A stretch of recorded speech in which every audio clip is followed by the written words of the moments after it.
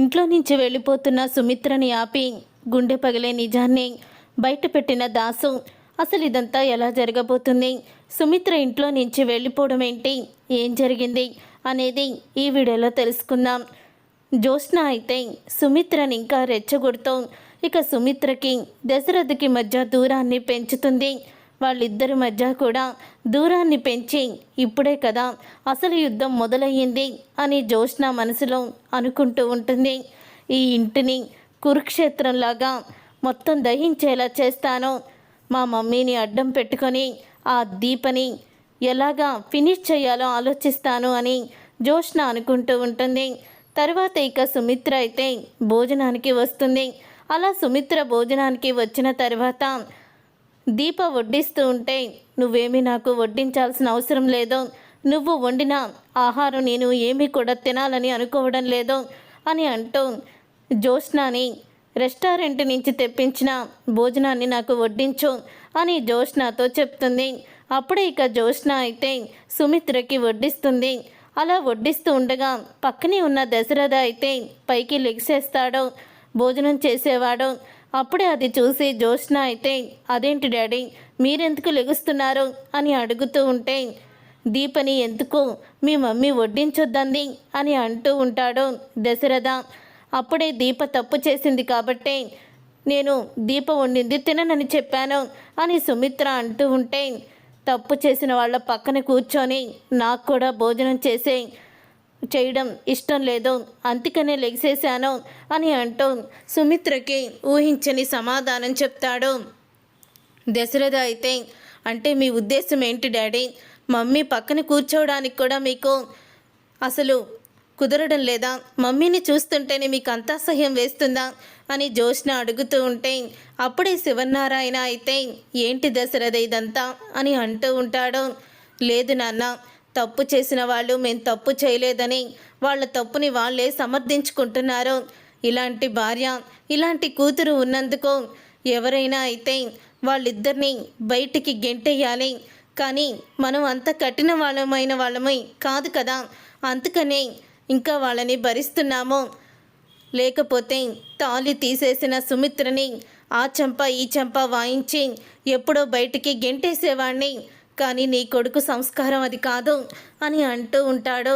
దశరథ అయితే ఆ మాట విని ఒక్కసారి సుమిత్ర అయితే ఏడుస్తూ తన గదిలోకి వెళ్ళిపోతుంది.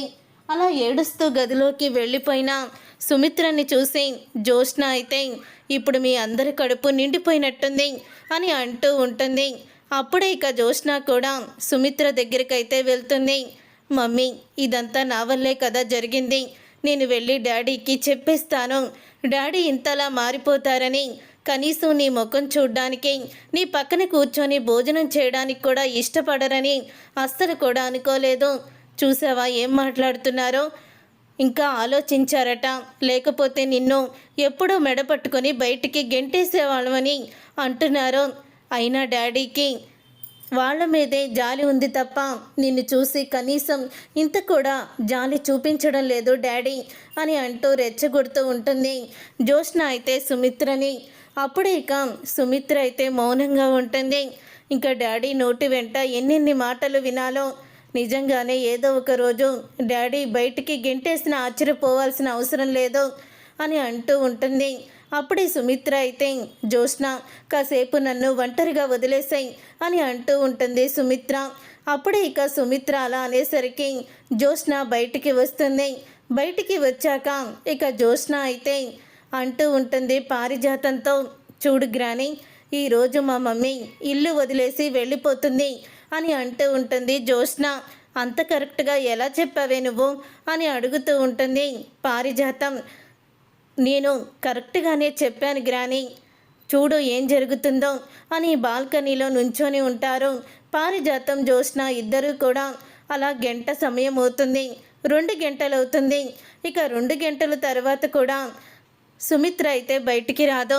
తర్వాత ఇక 2 గంటల తర్వాత పారిజాతం, ఏంటే ఈరోజు మీ మమ్మీ ఇంట్లో నుంచి బయటికి వెళ్ళిపోతుందని అలాగే ఇలాగా కోతలు కోసావు, ఏం జరిగింది ఇప్పుడు అని అంటూ ఉంటే, అప్పుడే ఇక చెప్తూ ఉంటుంది జ్యోత్స్న, వస్తుంది చూడు గ్రాని అని అనగానే మెల్లగా డోర్ అయితే ఓపెన్ అవుతుంది. అలా ఓపెన్ అయ్యి బ్యాగ్ తీసుకొని సుమిత్ర అయితే ఇక ఇంట్లో నుంచి వెళ్ళిపోతుంది.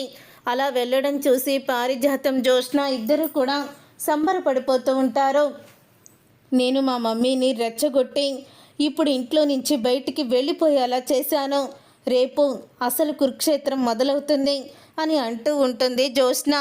నువ్వు మామూలు ఆడదానివి కాదే బాబు, నేనే అనుకుంటే నువ్వు నన్ను మించిపోయావు అని పారిజాతం అంటూ ఉంటుంది. అలా సుమిత్ర రోడ్డు మీద నడుచుకుంటూ వెళ్తూ ఉంటుంది.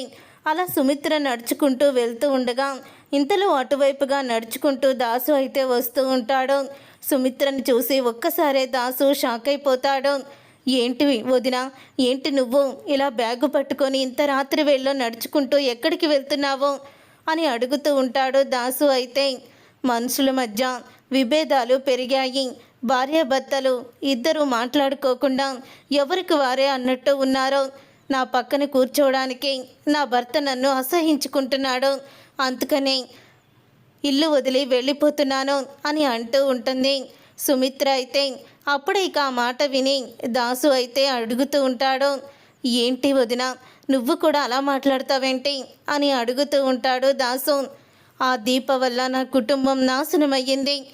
ఈరోజు మీ అన్నయ్య నా అదృష్టం కొద్దీ నా మాంగళ్యం గట్టిది కాబట్టి ప్రాణాపాయ స్థితి నుంచి బయటపడ్డారు. ఆ రోజు దీప కాల్చిన బుల్లెట్ కొంచెం పైకి తగిలినా సరే ఆయన మనకి దక్కేవాళ్ళు కాదు. ఇవన్నీ కూడా నేను ఎందుకు మర్చిపోవాలి? నా కూతురు మీద నింద వేసింది, తన కూతుర్ని తనని చంపాలని రౌడీల్ని పంపించిందని చెప్పి నా కూతుర్ని నా కళ్ళ ముందే కొట్టింది. అలాంటి ఆ దీపని నేనెందుకు క్షమిస్తాను? దగ్గరుండి దాని తల్లిదండ్రుల స్థానంలో మమ్మల్ని ఉండనిచ్చి పెళ్లి చేయమన్నారు. నా కూతురు మెడలో పడాల్సిన తాళి దాని మెడలో పడింది. ఇక ఆ దీపని అందరూ కూడా సపోర్ట్ చేస్తున్నారు. అందుకని ఆ దీప తప్ప నా భర్తకి ఎవరు అవసరం లేదు. అందుకని ఇల్లు వదిలి నేను వచ్చేసాను. కానీ ఈ దీపకి ఎప్పటికైనా సరే నా శాపం తగులుతుంది. ఈరోజు మా ఇద్దరిని విడదీయాలని చూసింది, రేపటి రోజున తనకి ఇదే పరిస్థితి వస్తుంది అని దీపని అపార్థం చేసుకొని తిడుతూ ఉంటుంది. సుమిత్ర అయితే పాపం జ్యోత్స్న ఇప్పటికీ కూడా కార్తిక్ని మనసులో పెట్టుకొని ఎంతో బాధపడుతుంది అని చెప్తూ ఉంటే, నాకు తెలిసి వదిన్ని రెచ్చగొట్టి ఇంట్లో నుంచి బయటికి పంపించేలా చేసింది జ్యోత్స్ననే అయ్యుంటుంది. ఇంకా ఇక్కడి వరకు వచ్చాక నిజాన్ని బయట పెట్టకుండా నేను ఇక వదిన్ని బాధ పెట్టలేను. కన్న తల్లి కన్న కూతురు గురించి అలా నెగిటివ్గా మాట్లాడుతుంటే తట్టుకోలేకపోతున్నాను. ఇక నిజాన్ని బయట పెట్టేస్తాను అని అనుకుంటూ దాసు అయితే, ఏంటోదినా, నీ కూతురు జీవితాన్ని నాశనం కావాలని నువ్వే శాపనార్థాలు పెడుతున్నావా అని అడుగుతూ ఉంటాడు దాసు. ఏం మాట్లాడుతున్నావు? దీపకి అమ్మ నాన్న స్థానంలో ఉండి పెళ్లి చేసినంత మాత్రాన నేను దీపకి ఎందుకు తల్లినవుతాను, అదెందుకు నాకు కూతురు అవుతుంది అని అంటూ ఉంటే, దీప నీ కన్న కూతురు, నీ పేగు తెంచుకొని పుట్టిన నీ కన్న బిడ్డ అని దాసు అయితే అంటాడు. ఆ మాట విని ఒక్కసారే సుమిత్ర షాక్ అయిపోతాం. నీకేమన్నా పిచ్చి పట్టిందా?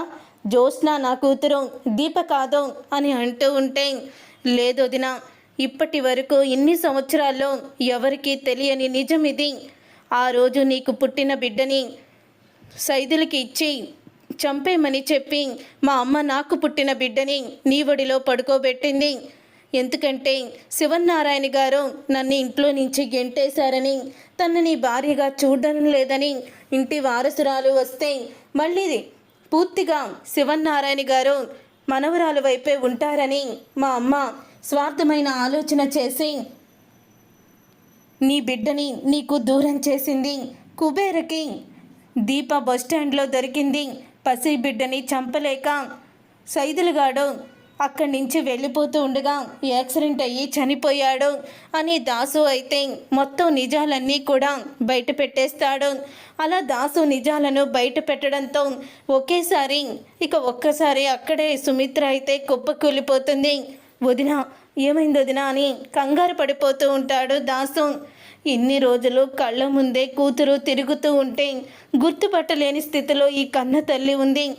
కన్న కూతురు పెళ్ళి ఎంతో వైభవంగా జరగాలని ప్రతి కన్న తల్లి కోరుకుంటుంది. కానీ నేను నా కూతురు పెళ్ళి చెడగొట్టడానికి నా చేత్తోనే నేను తాళిని దాచేశానా, దొంగతనం చేశానా అని అంటూ సుమిత్ర అయితే ఏడుస్తూ ఉంటుంది. చూసారుగా ఫ్రెండ్స్, రాబోయే కథలో ఖచ్చితంగా ఇలాగే జరగబోతుంది. మరి ఇలాగే జరగాలని మీరైతే కోరుకుంటున్నారా? అయితే వీడియోని తప్పకుండా లైక్ చేసి ఛానల్ని సబ్స్క్రైబ్ చేసుకొని పక్కనే ఉన్న గంట సింబలపై ఆల్ అని క్లిక్ చేయండి. అప్పుడే మేము పెట్టే ప్రతి వీడియో మీరు మిస్ కాకుండా చూసేవచ్చు.